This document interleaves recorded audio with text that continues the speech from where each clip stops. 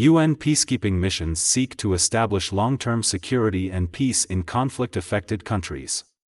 They must also deal with the mission's complex international politics, resourcing, and management.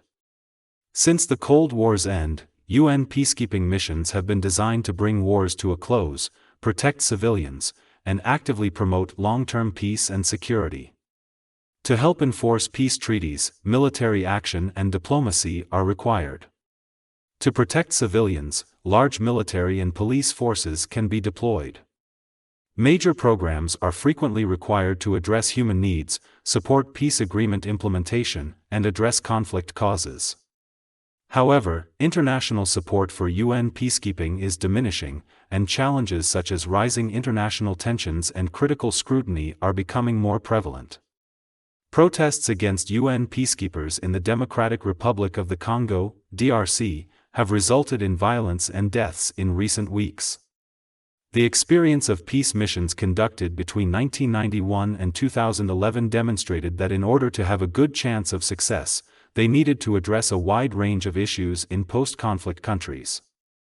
UN missions have increasingly included roles other than military peacekeeping, reconstruction, and humanitarian assistance.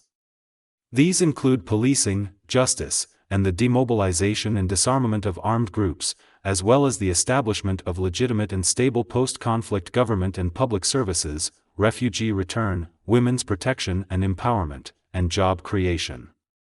During this time, the United Nations transitioned from previous peacekeeping doctrines to more robust and comprehensive peacebuilding approaches. The UN Security Council makes the decision to send a peacekeeping mission to a country, and the UN Secretariat is then in charge of developing and implementing the mission's detailed strategy. Thousands of people are typically appointed to lead and manage the mission. Some are seconded from UN departments and agencies, but the majority are drawn from international specialist and consultant rosters. UN member states are asked to contribute military and police personnel under UN command, who are paid with UN funds. This is a significant source of revenue for the armed forces of several developing countries. Other interested countries, such as the United States, the United Kingdom, or France, may send their own separate armed forces. These forces assist the UN mission objectives but are not under UN command. Some of the missions are large and long-standing. For example, UN missions to the Democratic Republic of the Congo began small in 1999 but rapidly expanded after 2004, with the goal of stabilizing the country, demobilizing armed groups, and protecting civilians. While this has been scaled back over the last 2 years, at the end of 2021 there were still 17,783 people deployed in the DRC, including 12,384 troops. To support the range of issues addressed by each mission, the UN and other international and local organizations establish projects and programs. State governments and international non-governmental organizations, NGOs, create their own programs in the same way.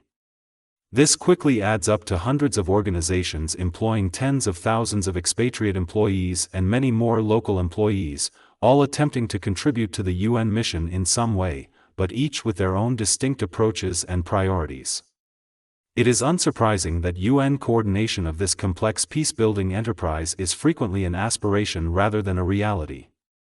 While each mission is led and coordinated by a UN High Representative, in practice they are first among equals, in a never-ending process of negotiation and persuasion.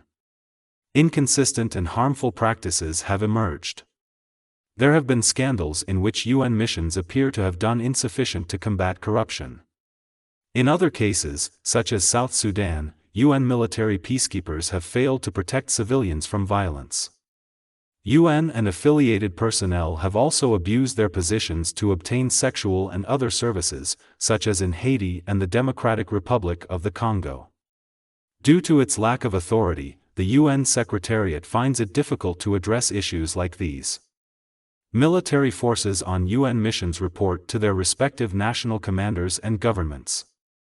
They may not want their forces to engage in potentially dangerous actions to protect civilians, despite UN orders. International support for UN peacekeeping has waned since 2011. Some powerful states, including India and China, are still skeptical of comprehensive UN peacebuilding strategies. Western support has also become more sporadic, especially since the Trump administration's changes in U.S. policy and funding. In this context, efforts to identify and address risks posed by bad or abusive practices in order to improve future UN peacekeeping missions can also be used to discredit the entire peacebuilding approach. It may appear politically and financially expedient to return to more modest UN peacekeeping missions.